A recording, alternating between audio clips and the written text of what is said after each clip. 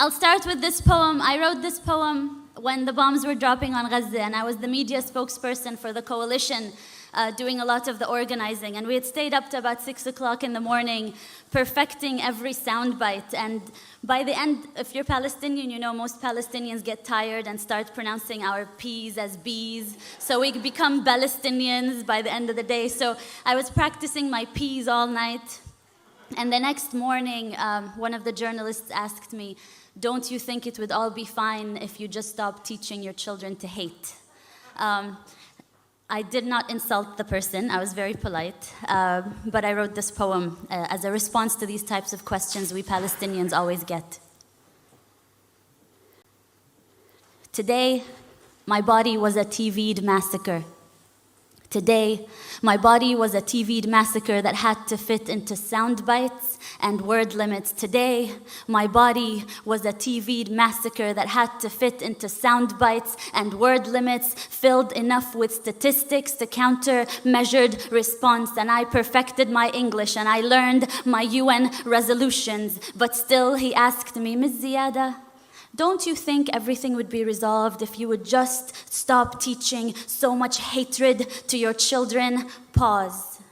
I look inside of me for strength to be patient, but patience is not at the tip of my tongue as the bombs drop over Gaza. Patience has just escaped me. Pause. Smile. We teach life, sir. Rafeef, remember to smile. Pause. We teach life, sir. We Palestinians teach life after they have occupied the last sky. We teach life after they have built their settlements and apartheid walls. After the last skies, we teach life, sir.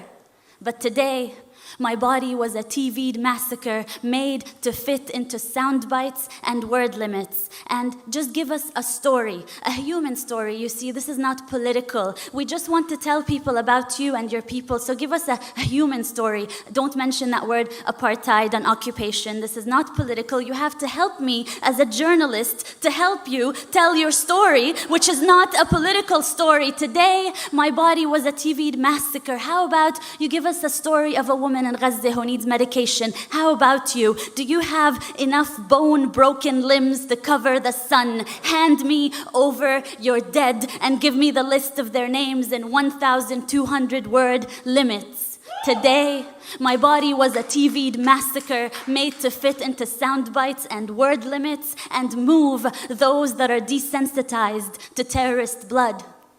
But they felt sorry.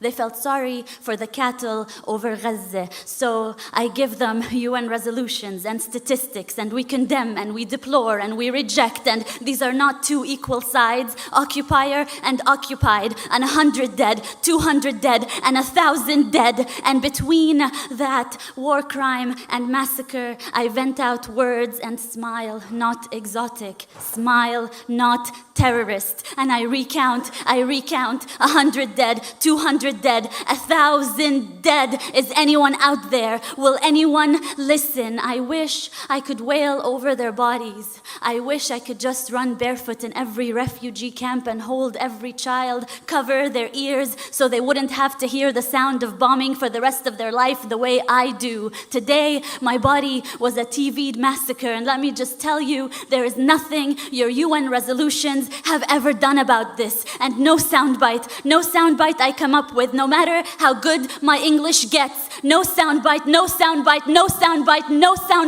will bring them back to life. No soundbite will fix this. We teach life, sir. We teach life, sir. We Palestinians wake up every morning to teach the rest of the world life, sir.